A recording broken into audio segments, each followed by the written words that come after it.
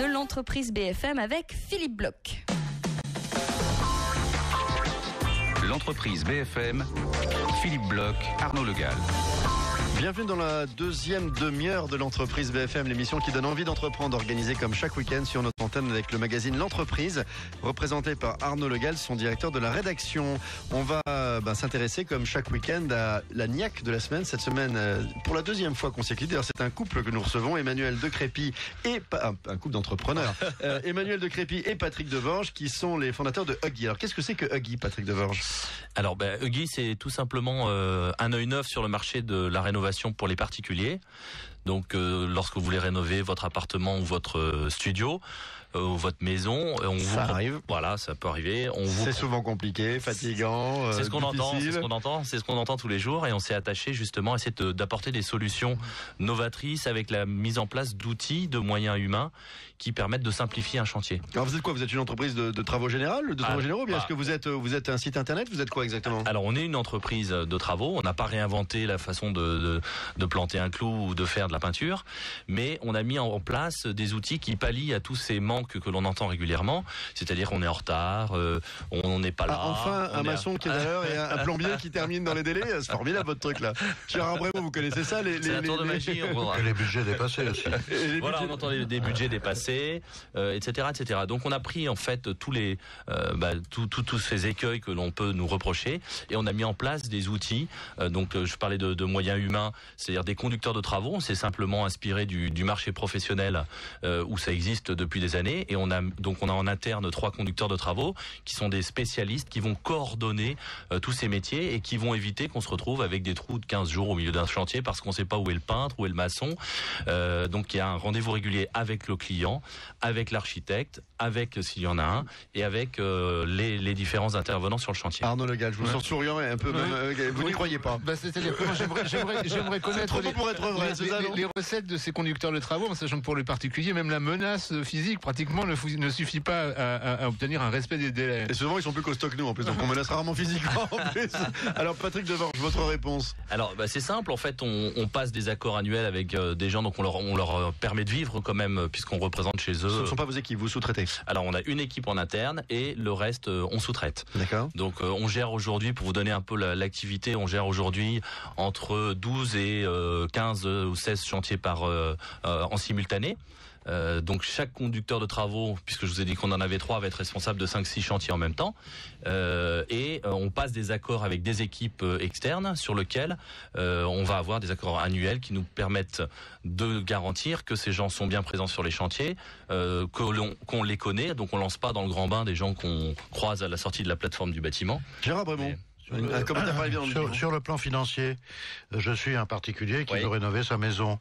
Est-ce que vous me garantissez les délais? Oui. Mais est-ce que vous me garantissez aussi un prix forfaitaire né variéture en fonction de telle et telle prestation? Alors justement, pour éviter cette histoire de forfait où on ne sait pas où on se trouve, bien on a développé des outils, simplement des devis, comme tout devis. Vous allez chez Darty, vous avez une pièce, ça coûte 1, la main d'œuvre ça coûte 2, et le total, voilà, ça fait 2 fois 1, 2.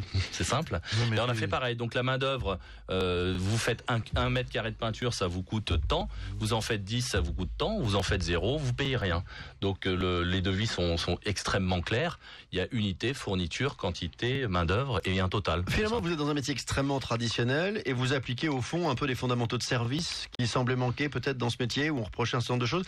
Votre vraie valeur ajoutée, c'est quoi? Vous avez le sentiment de réinventer un peu ce métier, ou bien finalement vous avez seulement fait une espèce de synthèse de tout ce qui énervait les gens et vous avez trouvé une réponse en fait, on n'a pas l'impression de le réinventer. On a un peu halluciné en arrivant sur ce marché, puisque Emmanuel et moi. D'ailleurs l'un et l'autre. Alors Emmanuel va se présenter de lui-même, mais moi je viens du marché du marketing opérationnel. J'ai travaillé 10 ans en agence de marketing.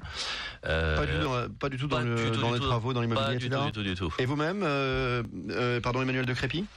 Je viens de la presse, j'étais directeur commercial dans un groupe de presse. Rien à voir non plus. Alors qu'est-ce qui fait que deux électrons libres comme ça, d'un métier différent, s'associent pour se lancer dans un métier qui est quand même vachement difficile? Plusieurs appartements et les mésaventures qui vont avec, c'est ça. En plus, c'est beaucoup d'ennuis potentiels, votre business là. C'est quand même vachement compliqué. Vous étiez plus peinard dans un groupe de presse, non? On était clairement plus peinard dans le métier précédent. C'est pas garanti. Arnaud est bien placé pour ça. C'est pas peinard non plus. Mais bon. Le projet, il est né. J'ai fait un 3e cycle il y a 5 ans et je me suis intéressé à ce monde artisanal. Dans le cadre du 3e cycle, il fallait réfléchir à un projet. J'avais envie de me mettre à mon compte depuis pas mal de temps et je me suis intéressé effectivement à l'univers des artisans au moment où je faisais rénover mon appartement. Et c'était très compliqué et en faisant une étude de marché pendant 7-8 mois sur ce marché-là, je me suis aperçu de toutes les carences qu'il y avait aujourd'hui sur ce marché et qui donc a donné naissance à ce projet. Très brièvement, la rencontre entre vous deux s'est faite comment ? C'était incroyable. Patrick Deborges, allez-y. Non, on se connaît depuis 35 ans. Ah oui, d'accord, ok. J'allais dire 40 ans, non, puis j'ai 40 ans.